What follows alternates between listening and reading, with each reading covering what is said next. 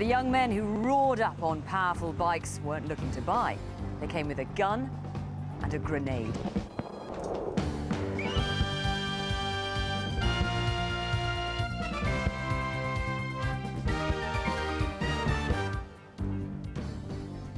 Hello and welcome to Crimewatch. What does more than £1 million worth of jewellery look like? Well, Fiona has a brochure that might interest you. I certainly do. Now, if anyone has tried to give you these pieces either side of Christmas, here, look, take a look at these, then keep your eyes glued for the next few minutes. The story starts in that corridor of Cheshire, popular with footballers with expensive tastes. This is Grove Street, right in the centre of Wilmslow. There are 4 men on motorcycles. One of them's got a gun and they're heading for this jeweller's.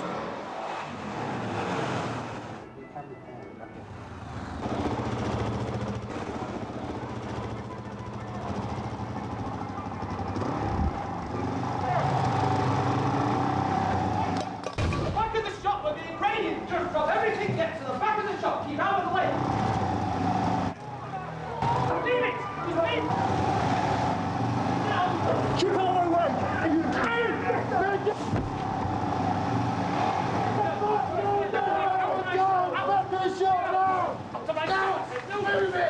I was followed into the store by 2 men. One dived over the counter to the main jewellery window and started smashing the glass door.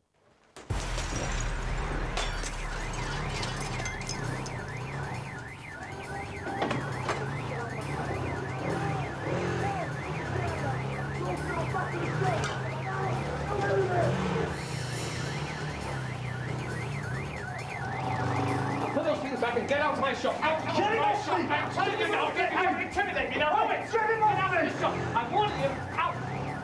Put the chair down now! Move to the back of the shop! I became aware that the other man was aiming a gun at my head, and he fired the gun. Out of my shop! Back of the shop! The fact that somebody was quite prepared to kill me to get that jewellery is just something you can't take on board, really. Had I moved my head millimetres to one side, I wouldn't be sitting here talking to you. I'd be dead.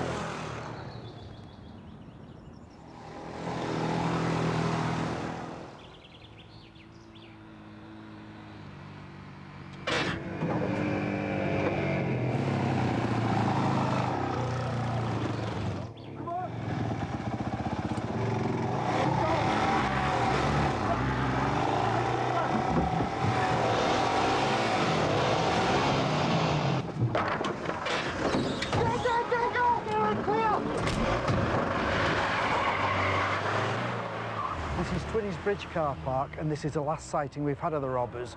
This has been a very professional job and has been committed by men who are prepared to kill to get what they want. They certainly were prepared to kill, weren't they, Dave? And a member of the public caught much of the aftermath of that robbery on tape, didn't they? We can take a look at that. That's correct, yes. He actually filmed one of the witnesses giving chase to the robbers down the pedestrianised area. Shortly after that, he captured footage of the jeweller who had been knocked unconscious during the raid. Lying on the ground. I mean, certainly if you ever doubted how true to life our Crimewatch reconstructions are, there's your answer, because that's exactly what it looked like. Now, the grenade that's causing all that smoke there that they use, where would they have got that from? Well, that grenade is only available to the military, so we presume it's either been stolen from military premises or acquired by someone with military connections. And they were prepared to kill, weren't they? I mean, it's extraordinary that jeweller didn't have his brains blown out. I mean, it was 2 shots at point-blank range. Yeah, the gun was pointed directly at his head. 2 shots were fired. One went into the ceiling of the shop, the other one grazed the side of the jeweller's head. Now, when we were filming that reconstruction in the park, a woman came up to us and said that she'd been there the day when those bikes rode past, nearly crashed into her and her child. So there's one witness we've got for you, but you want other witnesses to call in tonight, don't you? Yes, I do. There must be other witnesses, perhaps, who have seen the motorcycles being loaded into the white van prior to the robbery, or even after the robbery. Also, anyone that may have been looking at the jewellers, acting suspiciously in that area or the area of the park. Now, what do you know about the 2 bikes? The 2 bikes, one's a red Honda, the other one's a yellow Suzuki. Both are trail bikes, and the yellow Suzuki had a number 41 written on the side. And then there were the 2 white vans as well, weren't there? Yeah, one was a large transit van, the second one was a smaller white box van with a side door. And because certainly one of the drivers was hanging around there, we've got a decent e-fit of one of the van drivers, haven't we? We have, yes. He's described as a white male, a late 20s, early 30s. He's medium build and he's got short black hair. Of the jewellery that was taken, this one particular piece was taken. There's only 8 of them in the country, and it's very distinctive, isn't it? It is, yes. That's valued at £8,000. All the jewellery that was stolen is quite exclusive. Now, on the back, it's got Robert Quattrocento written there, and it's got, look, can you see a little ruby there? There's also a certification number which we're showing on our website. If you've been given this or received this in some way, either side of Christmas, quite likely it's been stolen. As I say, there are only 8 in the country. Call us here in the studio if you know anything about, if you recognise this or know anything about the people who stole it, or you can call the instant room on 01244 614 620. Crimewatch viewers have once again played their part in helping get some real results, and none more so than helping jail one of the most violent and dangerous criminals in Britain. That's actually a quote about him. Last Friday, Gary Nelson was told he would have to serve at least 35 years for a double murder back in 1993. Nelson, for some reason, had taken a dislike to Kwame Danso and went round to Kwame's house and shot him. PC Patrick Dunn happened to be dealing with a domestic dispute nearby, and on hearing the gunfire, went out to see what was going on. Nelson simply shot him too. Then he laughed and fired into the air as he left the scene. Now, Nelson was the prime suspect from fairly early on, but the evidence just wasn't strong enough to go to court, and he went on to commit other offences, including possession of firearms and then a road rage shooting. But with the murder still unsolved, we put out a reconstruction in 2001, and the very next day a crucial new witness came forward. So much so, after the trial last week, the detective in charge said, in my opinion, we could never have charged Nelson without that Crimewatch appeal. But the case isn't closed yet. Nelson's 2 accomplices are still wanted. If you know anything about who his associates were back then, do call us, please, in confidence. Last year, we named Alfie Blacker as the key suspect in the murder of 21-year-old Sean Edwards. Sean was stabbed in the chest in Manchester 3 years ago. Blacker went on the run, but police finally caught up with him in Glasgow 4 months after our appeal. Last month, he was sentenced to life. Last November, we featured a heist at a warehouse near Heathrow Airport. You might remember the reconstruction. Masked men hijacked the warehouse owner. They took more than £1 million worth of phones and computer bits. As a direct result of the Crimewatch appeal, police arrested 7 men earlier this month, and so far, 4 have been charged with conspiracy to handle stolen goods. A missing 13-year-old girl has been found safe and well in Folkestone. We appealed for information on her first disappearance last November. She watched the programme and returned home safely the next day, but she went missing again. She was found last month with a 37-year-old man. He's now been charged with child abduction and 4 sexual offences. Just time for one more right now. About a year ago, 20-year-old Nakeen Charles was stabbed to death in a home in Walthamstow in East London. 4 men have recently been charged in connection with her murder. But now officers want your help to find Stephen Samuel. He's originally from Montserrat, though he's thought to live somewhere in North London. He's tall, he's about 6'2". He has a Caribbean accent, and don't approach him, please. Call us. There's a £20,000 reward. Still to come, how police on Merseyside are hitting back against a spate of cash-in-transit robberies.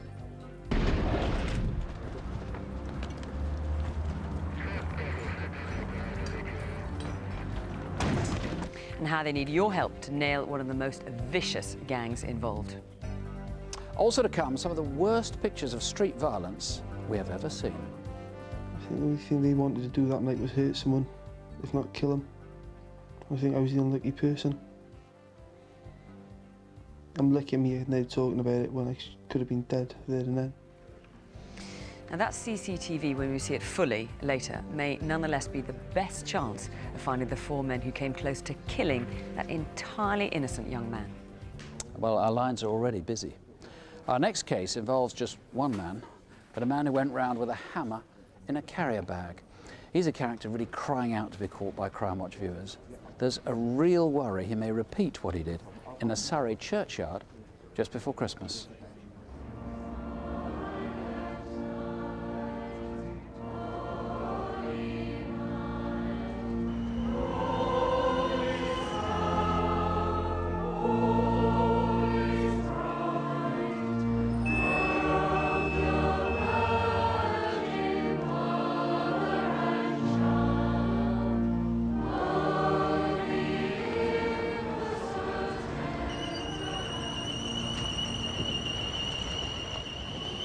Hey babe, I'm at the station. Yeah, I'll be there about 9. You too. I'll see you in a bit. Bye. It was just before Christmas. I'd just finished work. Being a student, I just worked part-time. But once I'd finished, I was making my way to see my boyfriend at his house. It's a good half-hour walk, but money's not great, so walking's kind of my only option. I can't really afford to take taxis everywhere all the time.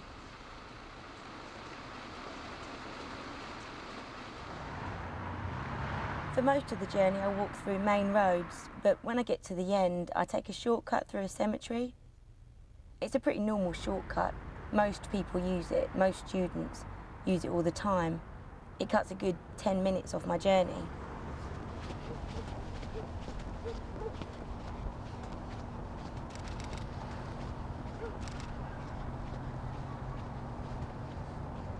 You don't think too much about taking the shortcut.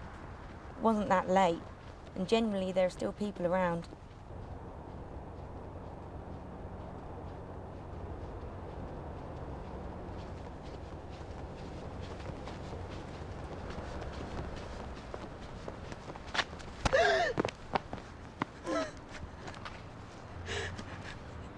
I'm not going to rape you. I just want to see your knickers. No! Do you want me to hit you again? No! Then show me.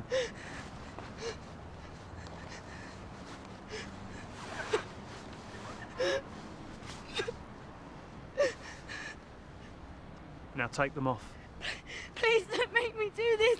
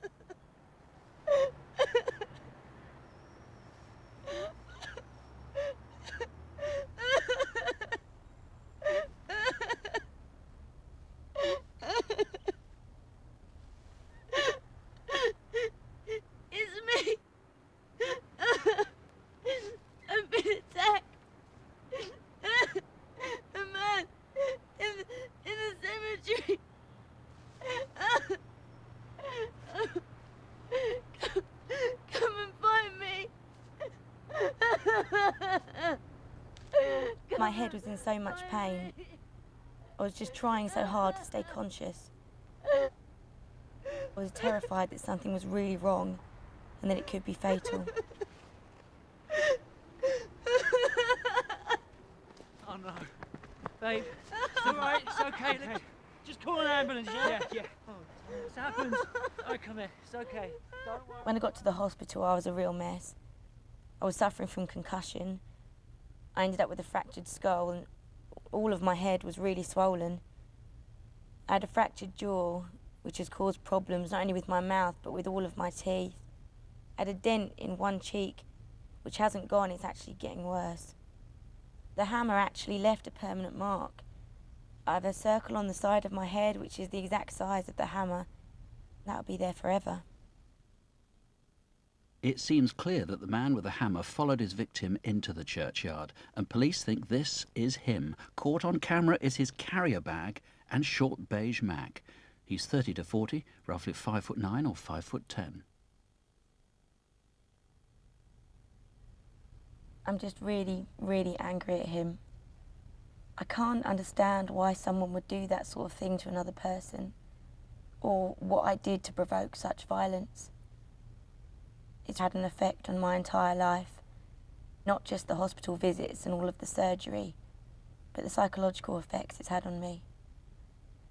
This guy, this man, he needs to be caught. He certainly does. And this is Gary Sumner who's trying to catch him. Really? You think he's done this before and you're frightened he's going to do it again? Absolutely, yes. We had an attack about 10 months before this one in February last year. That was in Virginia Water Great Park. Which is very close. It's about half a mile away from the cemetery of this attack. On that occasion, a 19-year-old student was walking through the park. She heard the sound of footsteps coming from behind her. She thought it was just a runner. As the man passed, he stopped and punched her twice, very sort of forcibly in the face. How badly was she hurt? She lost teeth from the front of her upper jaw. It was that bad. And how did she get away? Well, fortunately, we think the man's mobile phone was activated. She then managed to run off and make good her escape. It's quite possible this guy's attacked lots of other women who haven't come forward. I think that could well be a possibility, yes. And if so, it's really important that any woman in this area, which is all around Egham in Surrey, really does say they've been worried by a guy who fits this sort of description. Yes, it's a very small area, it's a small village and small community. Someone clearly must know him. Well, they must. I mean, look, just tell us what we know about him. We know he's 30 to 40. Yes. Yeah? And he seemed quite well dressed, actually, when we saw him on that CCTV. Indeed, he's a white man, as you say, 30 to 40 years, 5'9" to 5'10" inches tall. He has dark, sort of wavy hair, and you know, it's clearly someone must have seen him or known him. He's a tanned, ruddy complexion. And if he's got a girlfriend or a wife, maybe they know. He seems to have this sort of underwear fetish. Show us your knickers. That's certainly a theme that's happened, and someone might know that might mean something to someone. Well, of course, it might just be his own little secret. Who knows? Witness. We know, because we saw it in the reconstruction, there was a lad with a bike who was Yes, just there was. smoking, Yes, having yes. a cigarette in 18 the to 20-year-old churchyard. lad was sat in the churchyard. He's wearing dark clothing, he's got round rimmed glasses and a green mountain bike. So we've asked him to come forward, please. He's obviously very important to us. And what is also very important is that the level of violence is going up. We've got to find this guy. If you live anywhere around Egham, just think of anybody who's odd, anybody who that could be. Maybe he's not odd day to day, we just don't know. But call us here in the studio or call the incident room on 0845 125 2222. Now, DC Rav Wilding has 9 robbers caught on camera. Yeah, but catching them for real is where you come in. Here they are. An electrical shop in Croydon. Clock the poser on his mobile. He's posing as a genuine customer with a genuine means of paying. But he's after a £600 plasma TV with someone else's credit card. He seems pleased with his flat screen, even has a laugh and a joke. To turn the joke on him, we need his name. More plasma screens about to be stolen here in York. But this isn't a one-man job. A group of 6 bundle into an electrical warehouse. Their big idea is to set off a smoke device to cloud the CCTV camera. But there's no smoke without fire, and the glow actually highlights some of the number plate on their Ford Transit. It's K550, and we think it's an ex-British Telecom van. They steal £16,000 worth of goods and head off. Maybe they were stealing to order. If you can link the van and the men, give us a call. McDonald's in London's Leicester Square. Once this guy's relieved himself in the gents, he tries to relieve someone else of some cash. He follows a guy into the toilets and asks him for a £5. When he doesn't want to cough up the money, he gets punched repeatedly. Who is the bully in the loo? And who's the tall thief in the boiler suit? He wants the assistant in this jeweller's in Frodsham to get out some engagement rings. But while she's otherwise engaged, he snatches the trays and scarpers. She tries to stop him, but he grabs her and throws her to the ground. He jumps into a white Fiat Punto heading in the direction of Runcorn. Point him in our direction now. So if you know any of these 9, the number to ring is on your screen. Now, this next bit isn't for the squeamish. We want you to look at a head injury caused during a violent robbery. This is what was done to a jeweller outside his home last December in Sparkbrook in Birmingham. What you're seeing there, those aren't stitches. That is the pattern of the weapon used imprinted on his head. As he lay bleeding on his doorstep, 2 men stole his cash, some gold jewellery and his jeweller's tools. DC Danny Ames, that injury that we see there, you're pretty sure you know what he was hit with. That's right, yeah. We believe it's a metal dumbbell, similar to what I've got here. The serrated edge is the area that's caused the wound. So it's these lines along here? That's right. Now, have you ever come across something like that being used before? I've never, ever come across a robbery or any job involving an implement like this at all.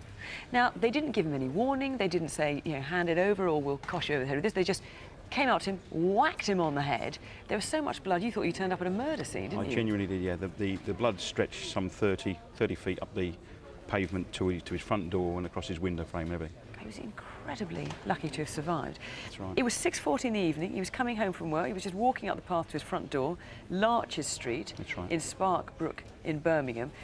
What about witnesses? We've tried everything we can. We've canvassed, we've done door-to-door, we've done substantial inquiries, and at the present time we've got no witnesses at all. No one's come forward saying that they either saw anything or they know anybody involved. Now, it may be your best hope that someone is going to know who these attackers are because they know of their connection with this dumbbell, now a weapon. What do you know about the attackers? That's right. We know that they are 2 black men, dark-skinned, Somali and possibly African, late teens, early 20s, slim build, 5'7", wearing dark clothing. That's all we've got at the moment. And obviously my appeal is for anybody in the area at the time who saw what happened or knows these people, especially if they know anybody who carries with a weapon something like this. Well, here you go. This is it. Call us here in the studio if you can link 2 men or 1 man in particular with this. If you can help us, call us here or you can text us. Text CW followed by your message to 83199. Editor Jackie Hames is out on the road for us. So tonight we have Detective Sergeant Jane Corrigan with us with a very nasty double rape. Have a look at these 2 guys here. This is the waterfront in Briley Hill, West Midlands. These 2 guys here aren't looking for a pub or a club. They're looking for a girl to rape. That's correct. So this is a picture of them a couple of hours before they both raped the same girl. And this is June last year, the waterfront. That's correct. You can see them here just walking up and down outside the complex. Okay, so ultimately they're just looking for this girl, but they do go into a pub at some point. Yes, they do. They enter one of the clubs called PJ's. You can see the man there in the background, and then as it comes out here, you can see his friend who's at the bar buying a drink. And they just buy 1 drink within the hour between them, and then they leave. Where do they go from there? That's right. Well, again, they come out onto the waterfront complex. You can see the one on the right here is lighting up a cigarette, obviously a smoker. Yeah, and what happens here? They appear to be sitting here and then follow this girl off. That's right. There's the 25-year-old student there as she walks down the canal. And this is called the canal path, and that leads us towards where? That leads towards the 9-lock system. Okay, and they follow her down this pathway? Yes, you can see that the first man joined and then the second man's run to join up. And they appear to kind of take her down that path, don't they, to the area that they rape her? That's correct, and you can see it's just off there on the left-hand side. That's where they rape her. And shortly afterwards they get disturbed, and here we see them running off. That's correct. That's about 20 minutes later. Yes. These are really good pictures of the 2 of them. If you know who they are, please call us tonight, 0500 600 600. In the trade, it's called CIT, cash in transit, the vans that help stock banks and shops and ATMs. Over the last year, there's been a spate of robberies against them, often violent, and especially bad on Merseyside. There's been a huge response by the police, though they still need your help. They set up what they call the Matrix team, and they don't muck about.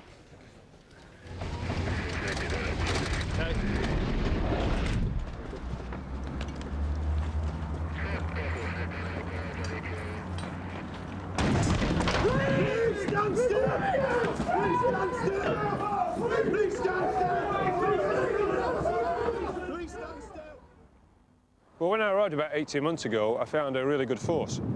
However, one of the things we did notice was that there was an awful lot of firearms events, and there was also an awful lot of cash in transit robberies. That's where cash being delivered to shops, and people were hitting the security firms as they went across the pavement.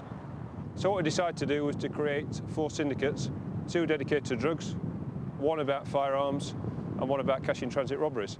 On one side, we used people who were hidden, people who would investigate in a covert way, and on the other side, people who are very upfront, who are going to get out there and disrupt the pattern of life for some organised criminals.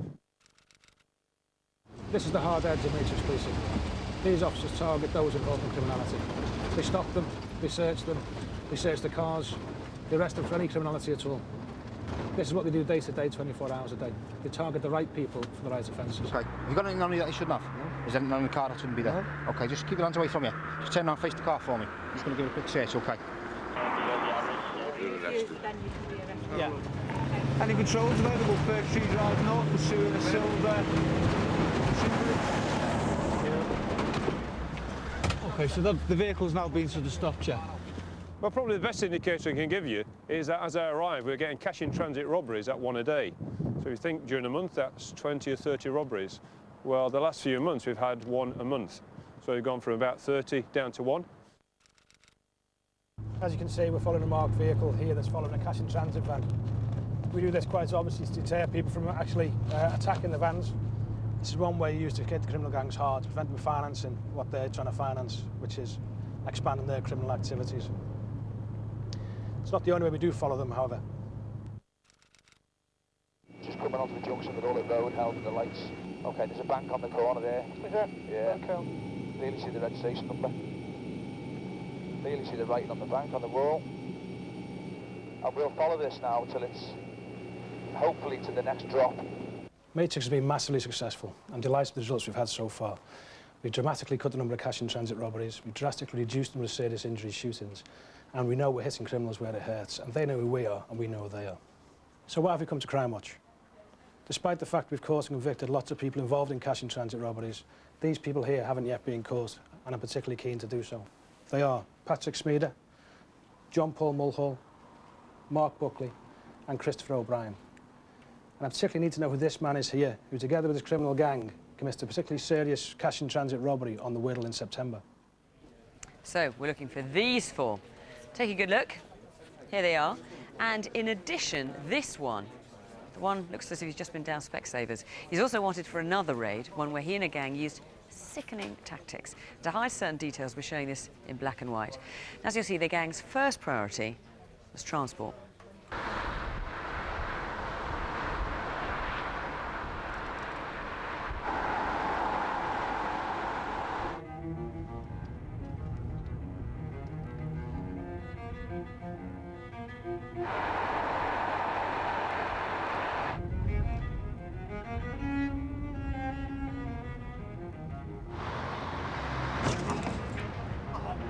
Sod it!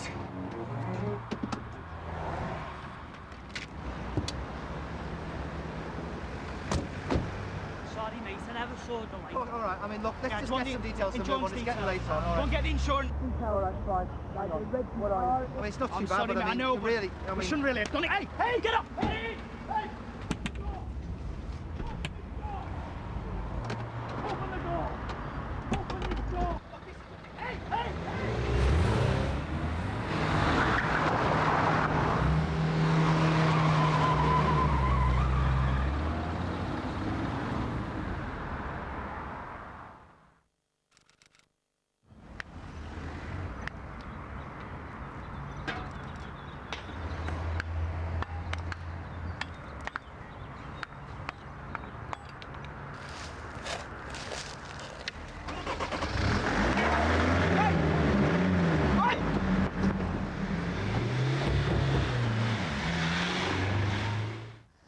I really need the public's help with some information. Did you see these 2 vehicles being stolen? Where were these vehicles in the days afterwards they were stolen for the following few days? Because as we know, on the 20th of September, they were involved in a really serious cash-in-transit raid.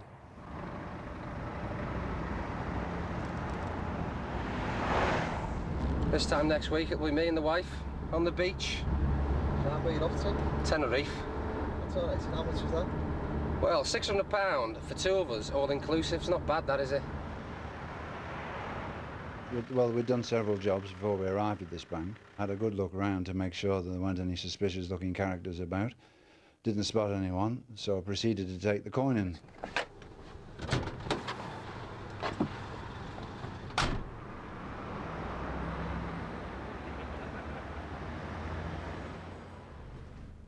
Good morning, how are you? I'm fine, yourself? Yeah, good, thanks. I've got a few boxes for you today. Yeah, fine, no problem. I thought you were moving branches anyway. Oh, no, not anymore. No. Good.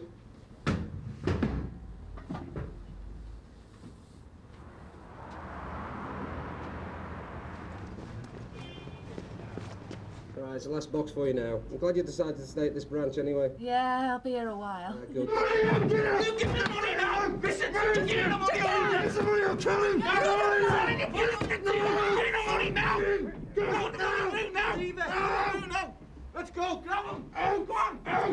Let's go! They were threatening extreme violence towards me, and I felt that if I hadn't have gone along with them, they could have got very, very nasty and caused extreme physical injury.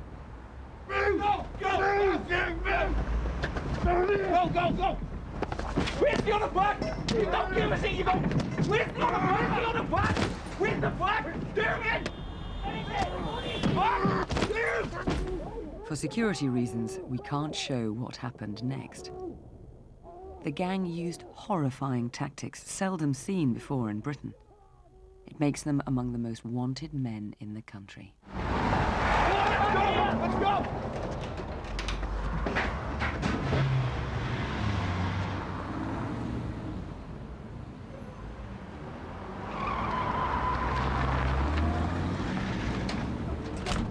Go!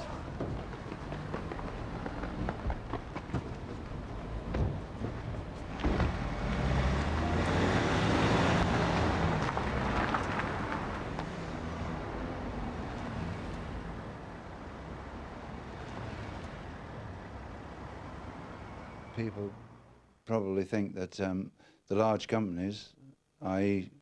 security companies and banks, can afford the losses, but it's not so much that as the threat of violence on the members of staff.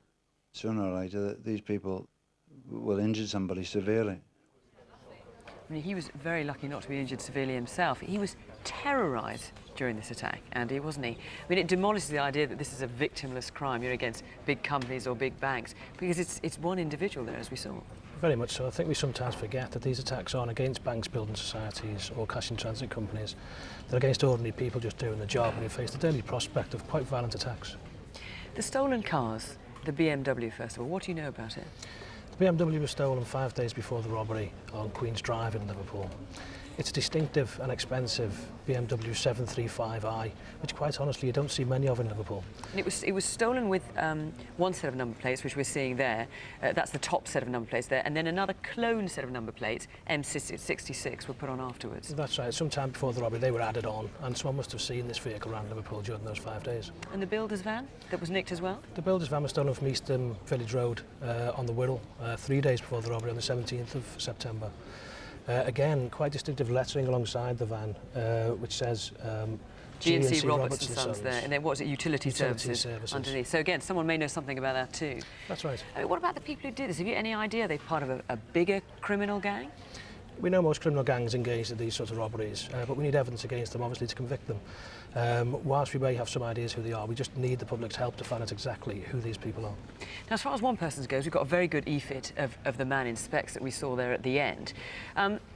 For people who might be hesitating about grassing the others who were involved in this, we didn't show what happened afterwards, but it was so horrifying that they should have no reservations about calling up and dobbing these people in, should they? No, this was a particularly terrifying and terrible attack. Any relative, friend or criminal associate who knows these men, knows what they've done, and has a single shred of human decency needs to tell us who they are. Well, if you're living with one of these robbers, or you know who they are, believe me, what they did was as cowardly as it was cruel. And there's a very substantial reward, if that helps things along. Call us here in the studio, or call the instant room on 0151 777 8456. Or you can call Crime Stoppers anonymously on 0800 555 111. I'm afraid there is an unusual amount of violence on tonight's programme, and I do need to warn you about the CCTV that we're showing next. In fact, we thought long and hard about showing it at all. A lot of people will be upset by it, and everyone, I think, is going to be angered about it. But when you see it, you'll understand why it is so important to show it, to catch the 4 men involved. This will show their friends and their relations just what they did to an innocent man on a Saturday night in Newport in South Wales. Just see if you know any of these men. The victim there in the centre is outnumbered 4 to 1, and look, he's showing every sign he doesn't want any trouble. CCTV operator's trying to move in because he can see there is trouble. The guy's hit from behind, hit with a stave, and then all the 4 are on him. And as he's jumped on and kicked unconscious, he's then beaten with a heavy wooden stave. One of the thugs in the background there is making sure he gets his shoe back on before he stamps 4 times on the victim's skull. Not surprisingly, the victim is astonished that he survived. Could have been dead there and then. And it's really upsetting to see that. I've got 4 people onto 1. I'm lucky I'm here now talking about it when I could have been dead. Makes me scared, angry, disgusted. You just enjoy stamping on people's heads. It's not normal. I have nightmares. I can't pick my daughter up anymore properly because of my neck injuries. And I've had 4 months off work. Every time you go out, you're just always looking behind you. Just don't feel safe. Grown man being scared to go out in town anymore just doesn't feel right. Someone needs to be brought to justice. How people can sleep after they've done something like this, I don't know. An extraordinary piece of CCTV, and it really was unprovoked. Nothing happened before they were on camera, did it? No, all the victim can be seen to be doing is he has his arms open, he's retreating. It's classic surrender. This person is trying to show that he wants no trouble at all, and nothing in the investigation has given line to any provocation or anything of that nature. Have you ever seen any pictures like that before? No, it's the worst attack that I've seen, and that sentiment has been echoed by police officers, by Crimewatch staff. It's a horrendous attack. And you would have thought the family of those 4 would dob them in for this. This is just absolutely unbelievable. Somebody knows who these people are. This is not a fight. This is not 2 people sorting the differences out. It is sick, and it's a calculated attack. It's a Saturday night, back in September. You've got them on camera. CCTV operators are rather good, and it got them on camera before this at a bus station. That's correct. They're in the Newport bus station before this in a group, and 2 people approach them, a young couple. They exchange cigarettes, they talk for quite a large amount of time. The couple leave 4 minutes before this attack happens. They know the group, and they haven't seen probably until tonight what they've done, and we would urge them to come forward. Well, it's pretty important they do, because other people will know who they are from Newport, and they're probably going to be ringing in a moment as well. Then we saw a witness who saw them running away. We need him to come forward. It was a taxi that took them away there. You've spoken to the taxi driver. That's correct. They ran to a taxi and they got into a people carrier. That taxi driver tells us that on the way to being driven to their destination, they laughed, they joked, they bragged about what they had done. They were quite proud of it. They were taken to the Bettis estate, where they were dropped off in a bus stop on the corner of Frome Walk and Monoway, so we believe that they're local to the Newport area. So let's talk straight to the people at Bettis estate. I mean, are these sort of people you want in your estate? I mean, they are just crazy. Absolutely not. There's nothing to suggest why this person's been singled out. It could have been anyone, and it's a horrendous attack. This is one of the things they hit him with. Broken, as you can see, left behind. It's in an evidence bag because the original is covered in blood and we can't show it. It's got this writing, very colourful on it, legalised, which means legalised cannabis. A pretty horrible weapon. Yes, and it would appear that whoever's used this, it can be seen on the footage, he draws it out of his sleeve. He's been carrying it all night. It would appear they've intended to go out to attack somebody. They just went out on a Saturday night to beat someone, and amazing that he survived. There's an officer over here who said he's dealing with a murder at the moment where there was 1 stamp on the head. This guy was stamped 4 times on the head. If you can help at all, give us a call here in the studio, or call the instant room on 01633 838 111. A commuter who found himself sitting next to an aggressive stranger on his train home ended his journey nearly losing his sight in one eye. Amazingly, he was later able to video his attacker on his mobile phone. He's here with us to tell us what happened. Now, Steve, you've chosen not to show your face. I'm sure viewers will understand why. Just tell us what happened in the attack, first of all. Yes, I boarded a train at 21:15 at Victoria Station on the evening of the 28th of June last year. A few minutes later, it stopped at Battersea Park Station, and two young men... In southwest London? Yeah, and two young men boarded the train. My attacker sat immediately to my left and his friend opposite him. He started engaging aggressively with myself. I tried to ignore it, even offered to shake hands to defuse the situation, and he wasn't having it. He tried to snatch my handheld laptop, and I held on to it, and he let go and came, flying in with a very, very powerful left hook right into my right eyeball. I thought the eyeball itself had exploded, covered in blood, drenched. And I know you've had a number of operations on your eye, haven't you, to try and save the sight in that eye. You went back to Battersea Park train station, didn't you, a few weeks later, to see if you could see your attacker. And you did see him, and you filmed him on your mobile phone as well. Correct. It was also a Tuesday evening around the same time I went back to Battersea Park station, just in the off chance that he might be on a routine involved. Lo and behold, a few minutes later, he turned up standing feet away from me, so I started videoing him. And he had a very distinctive tattoo, didn't he, on his shoulder just here? Yeah. The tattoo said God's property in dark green ink.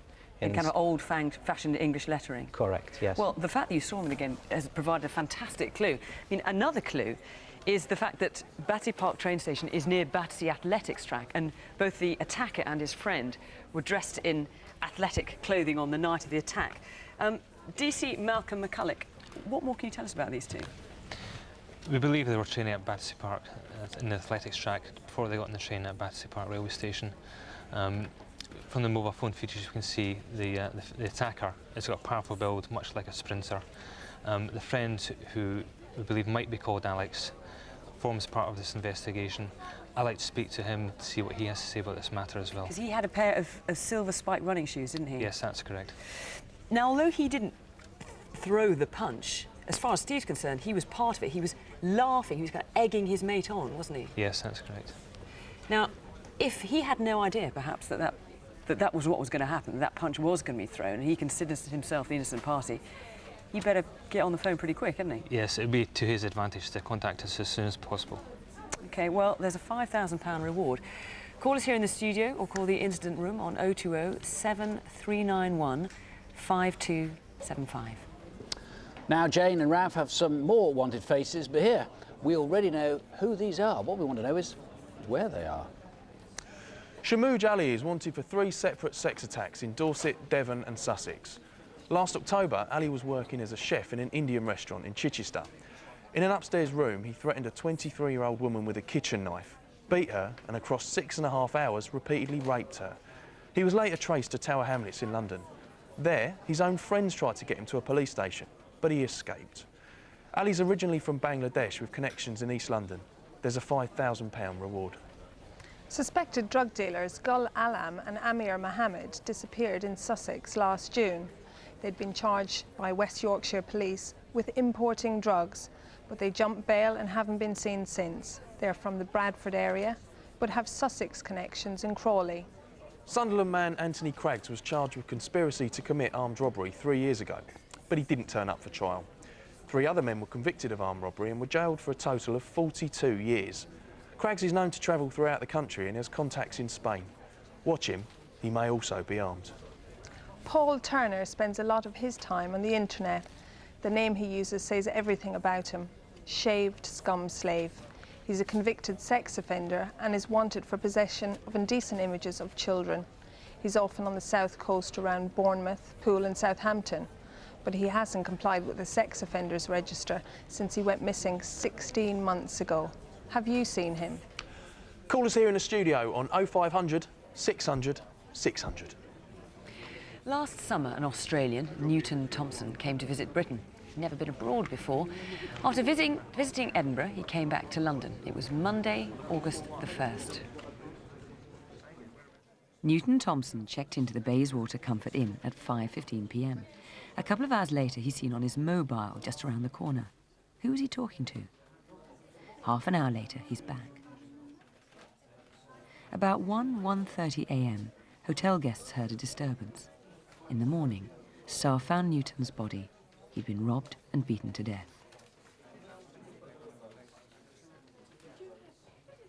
A week later, someone was using Newton's credit card. It's 10:38 p.m. on Sunday, the 7th of August. A woman arrives at St. Albans train station. CCTV shows her standing near the cash point where the stolen card was used. She could be a valuable witness. Who is she? Next morning, the card was used again, but by someone else. This time at the Barclays Bank in Hatfield, not far from St. Albans. The woman makes repeated attempts to withdraw money, but fails, and eventually gives up. The card's not been used since. Well, DRC Smith, it hasn't been seen since. I mean, it was, let's just clarify, it was a debit card, wasn't it? Not a credit card. That's right, it's a debit card. We can take a look at it here. This is an identical one, isn't it?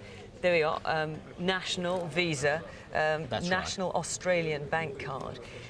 You've got two women connected, possibly connected with this card. The first woman who's seen in the area of a cash point machine, she may be a witness. You'd very much like to speak to her, wouldn't you? Very much so.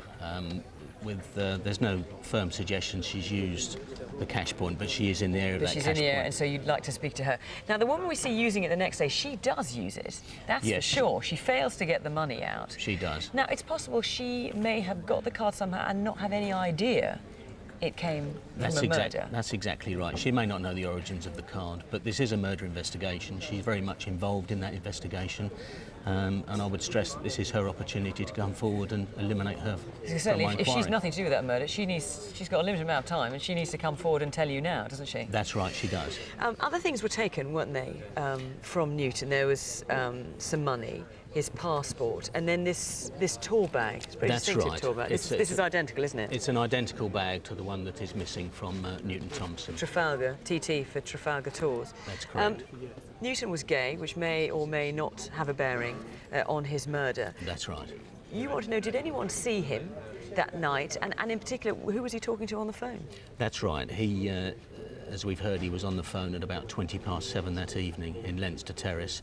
We don't know who that call is from or who is calling, so we'd like to know that information. Tonight.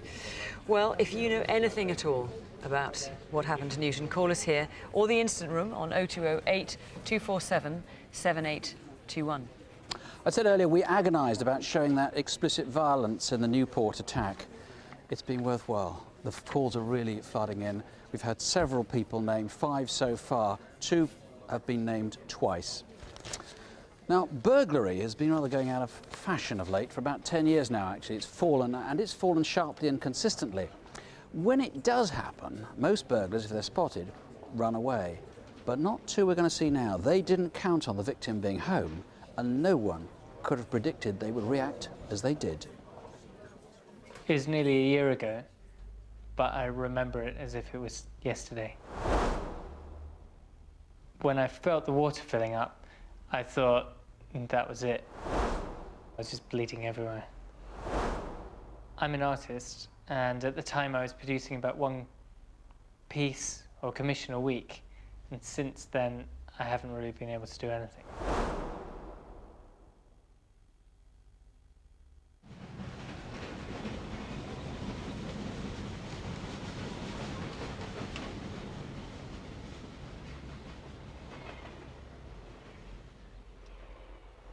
I work from a studio at home, which means that while my girlfriend goes out to work, I stay at home and work on commissions and upcoming shows in the studio.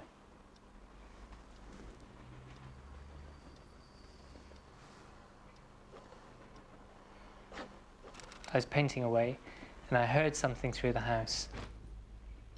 It was maybe a bird had flown in or something like that.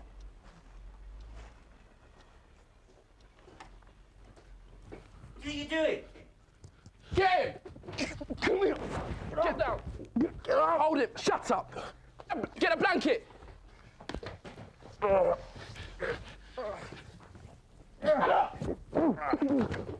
Shut up! Put him in the ball! Go and get something to tie him up with! tied arms. Shut up! Get off me! We got a gun, mate. You want to get shot? If it's money you want, you can have it. But I haven't got any in the house. You'll have to take my card. Where are they? In my back pocket. What's the pin? If you just take £100, I won't tell anyone. We're in charge, we'll take what we want, all right? What's the number? 7768. Huh? 7768. All right, hold tight, mate. I was face down in the bath with the bath filling up. My mind was racing, trying to figure out how to get out of the situation. I gave them a false PIN number, hoping that they'd both leave and that would allow me to free myself and call for assistance. You go, I'm staying here. Take the bike.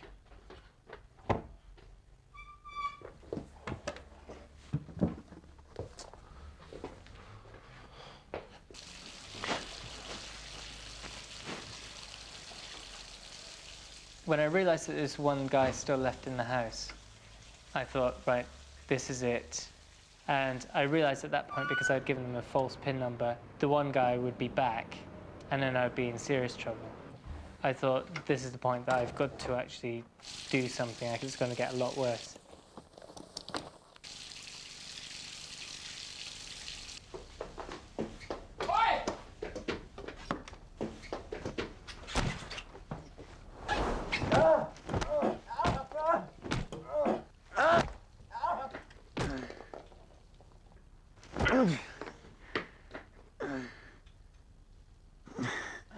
Blood coming out and going all over the floor, all over my, you know, obscuring my vision.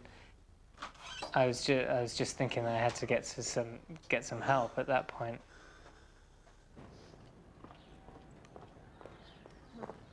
Oh God, what's happened? I've been attacked. Happened? Burglars. Oh God, let me get you some help. Hold on. This was a very, very serious attack. The level of force used was just shocking. These two men seem to have no fear. They've broken into the victim's home at 4 p.m, broad daylight. He sustained some serious head injuries. Luckily for him, they weren't life-threatening. But at the time, these two men wouldn't have known that, and they just fled without a care.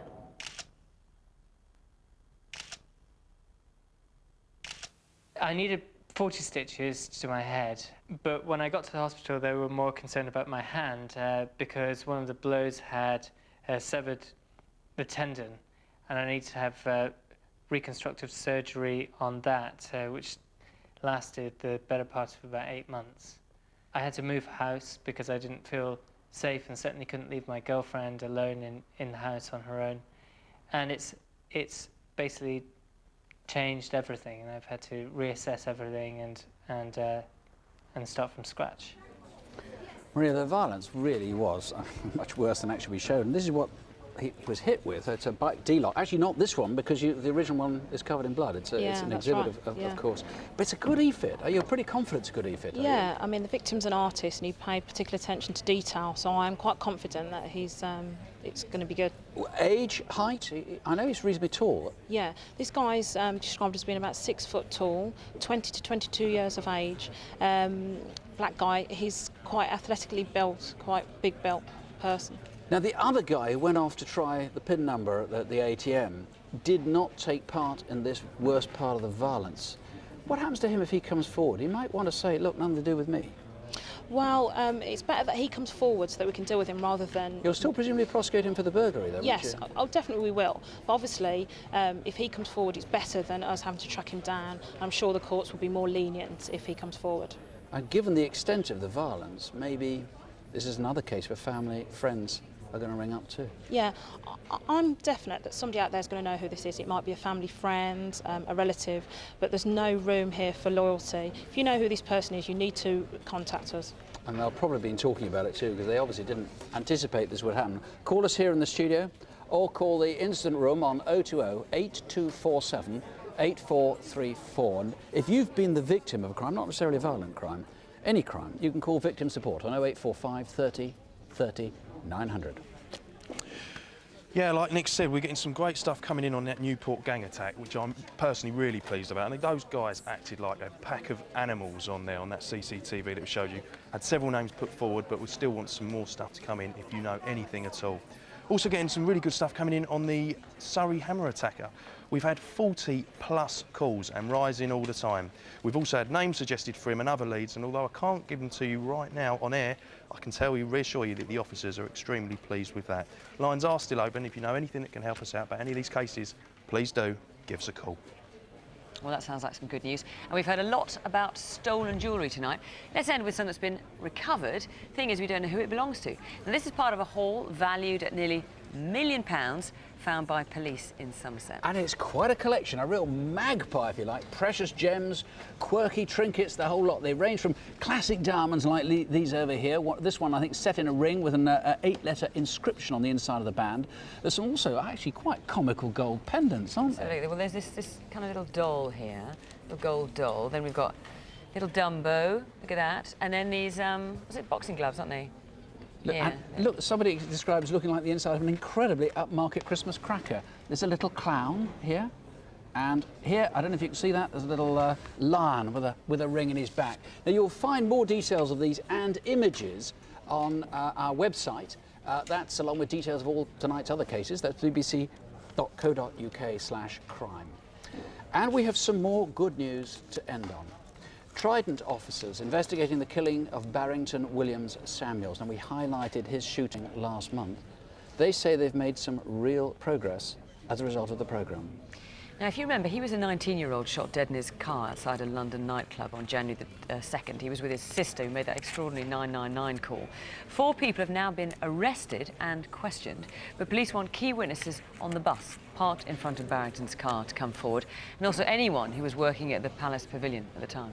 Remember, there's a £20,000 reward on that one, and as we said last time, anonymity is guaranteed. Our phone lines here are open until midnight tonight and from 7:30 until midnight tomorrow. We're back after the news with Crimewatch Update at 10:40. Later in some regions, join us if you can. Crimewatch next time is on Wednesday, April the 5th. It won't be so violent then, I promise. Whatever happens, don't have nightmares, do sleep well. Good night. Good night. Our viewers in Northern Ireland could see tonight's Crimewatch UK update at 11:20 here on BBC One.